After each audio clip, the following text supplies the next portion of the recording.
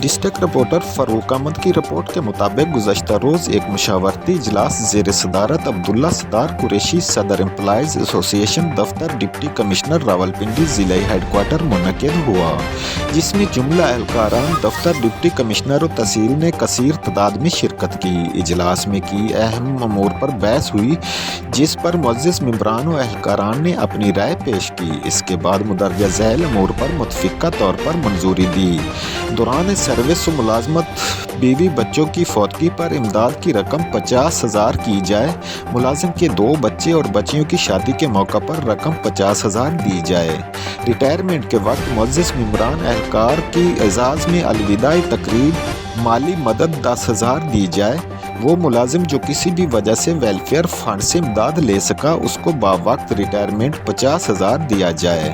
ملازم جو فنڈ کا ممبر ہو، اسے اس کی شادی پر 50,000 دیا جائے۔ یہ رقم اس ممبر کو دی جائے گی جو اس فنڈ کا باقاعدہ ممبر ہوگا۔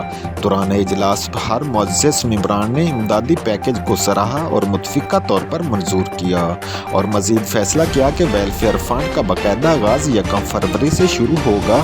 فی کس حصہ جو مقرر کیا گیا ہر ماہ کی 1 سے 5 تک برانچ ہیڈ کوارٹر، تحصیل ہیڈ کوارٹر، ہیڈ کلرک کو جمع کر کے ضلعی ہیڈ کوارٹر میں فنانس سیکرٹری یا ڈپٹی فنانس سیکرٹری کے پاس جمع کروائے گا اور باقاعدہ اس کی رسید حاصل کرے گا۔ اجلاس کے اختتام پر صدر نے تمام ممبران کا شکریہ ادا کیا اور ویلفیئر امپلائیز ایسوسی ایشن کی کامیابی کے لیے دعا کی گئی۔